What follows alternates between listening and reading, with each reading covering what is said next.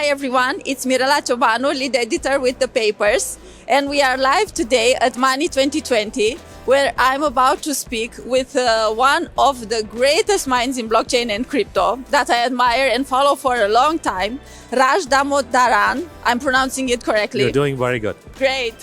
So good start of the interview. Who is global head of crypto and blockchain at Mastercard. Raj, thank you.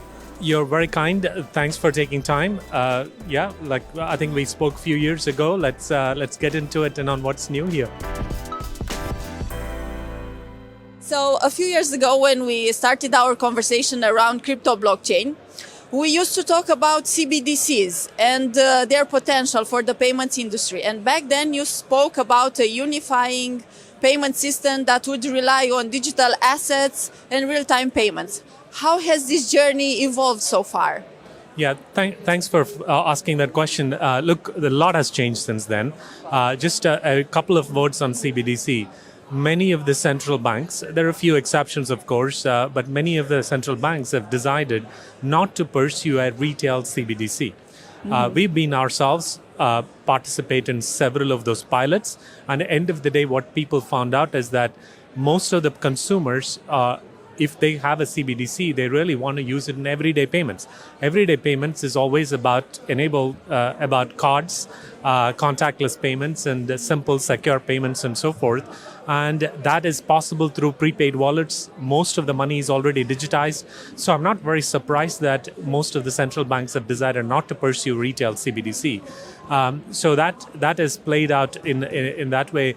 But the wholesale CBDC, many of the banks are still, central banks are looking at it, largely for efficiency in settlements and so on. But there also we have options. Now stable coins are coming up and we can talk about that a bit. So I think the people have evolved and learned from the pilots and moving on to kind of seeing where the real value is added at the consumer side. So from what you're mentioning, there is a transition from this idea of CBDCs to the stablecoin. And if we are thinking about the benefits of these stablecoins that this brings to consumers, what are some of these benefits? And also maybe to think of other solutions that moved a bit beyond CBDCs. I think you have this tokenized blockchain-based assets. You also spoke about this one. Yeah, maybe we can take that. There are a two-part question there, right? Yeah. On the tokenized assets, I think that has played out really how we expected it to play out. For example, many of the assets that are in the public blockchains right now, beyond the cryptocurrencies, are actually tokenized assets. For example, money market funds are getting tokenized and being available on chain. A lot of security products are available on chain. Even some of the real world assets such as real estate and some of the art that is fractionalized going on public chain.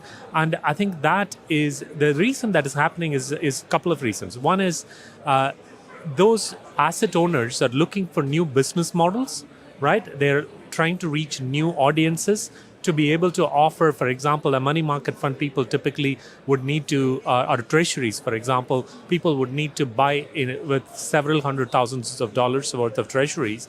Now they are offered in a fractional form where you can buy for $100, for example. So new business models are getting opened up so that real world asset tokenization, as well as in many of the capital market use cases, tokenized assets getting to the public chain is a real trend. I think the important question there is that, okay, what does the payment side of it look like, right? And on the payment side, there are a couple of options. One is, of course, stable coins, and stable coins especially when it's well formed, well regulated. It can serve as the payment currency for many of these assets. The second option, which also we are working on, is the bank deposits themselves. How do we represent the bank money on the public chains as well? Our multi-token network is providing that solution for banks in an interoperable way. So there are a couple of solutions there depending on what kind of consumers that you want to serve.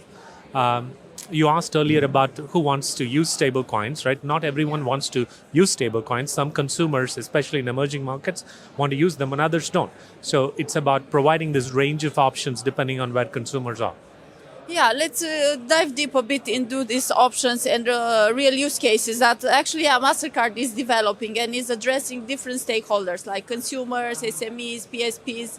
can you share some examples of these use cases? Yeah, look, let's start with the consumers. Consumers, especially in some emerging markets, as well as in developed markets where they have a crypto wallet, people have stable coins in their wallet, right? And people want to use the stable coins in their everyday payments. We have 140 million merchant locations around the world, right? And those consumers can simply have a Mastercard card issued and use them in any of those locations. For example, recently we launched Crypto.com and Kraken in the Middle East and Europe, respectively. MetaMask is a self-custody wallet that is people use to store crypto and stable coins. That is issuing cards they're issuing cards both in Europe and North America.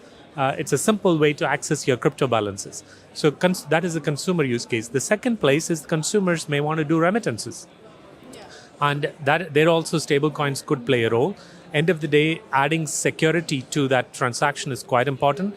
And that's why we offer Crypto Credential, which is a simple email and mobile-based remittance mechanism for crypto transactions. So, for example, you can be in a one wallet and you may want to send money to somebody in Brazil.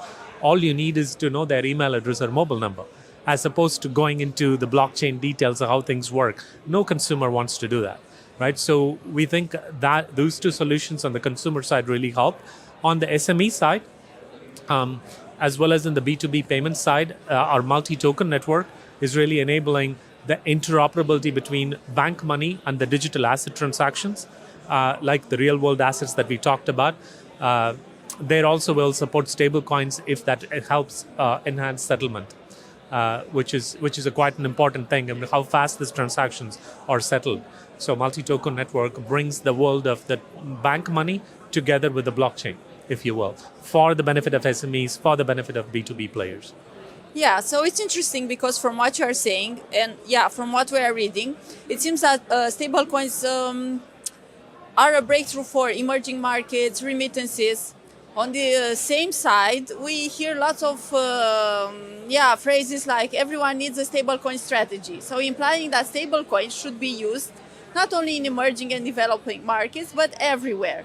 How can we boost adoption of stablecoins everywhere besides the emerging markets? Look, really, that's not our goal. Our goal is not to kind of promote one specific format of the currency versus the other.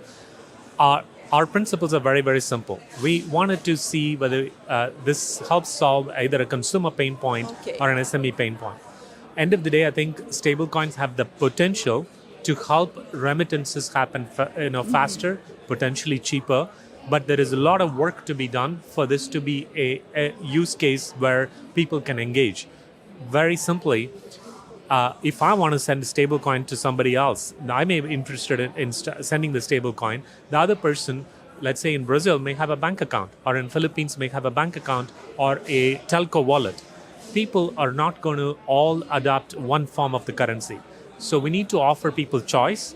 For example, our cross-border move business enables people to reach 10 billion endpoints around the world. We want to be able to make sure that such transactions can go wherever the consumers are, not necessarily give people saying, oh, this must be in a stable coin, this must be in a bank account. We want to give people choice. We want to give a choice that is safe and simple and secure. And those are the principles that drive. So as much as the stablecoin hype there is, 95% of the transactions for stablecoins today are about trading and settlement, not necessarily remittances. When people solve these problems, then the safety, security, how do you make it compliant? How do you make sure that the people can reach from one type of wallet to another bank account and vice versa? All of those problems need to be solved, and we think we have a role to play in helping solve those issues. And since you mentioned that one of the core principles of Mastercard is to enable these safe and secure transactions, you also mentioned about crypto credentials. How is Mastercard keeping this space safe? Do you have other initiatives in this space? Yeah, let's take the example of a crypto credential, right? In the crypto credential, one thing we do today is before somebody can issue a credential to their consumer, they need to pass certain KYC standards. Okay. So this is similar to how we set standards for cards in variety of different countries around the world. We set up the KYC standards and require the person issuing the credential to be travel rule compliant, OFAC, sanction screening and so forth, so that when somebody has a credential, they've already passed all those things, all those checks. Yeah. So if you're sending to a crypto credential-based email or a mobile address, you already know that the other person is fully KYC.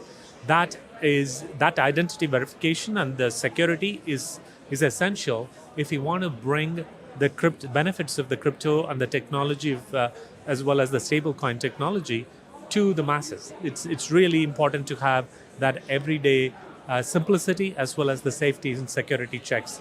All the players in the ecosystem need to follow. Yeah.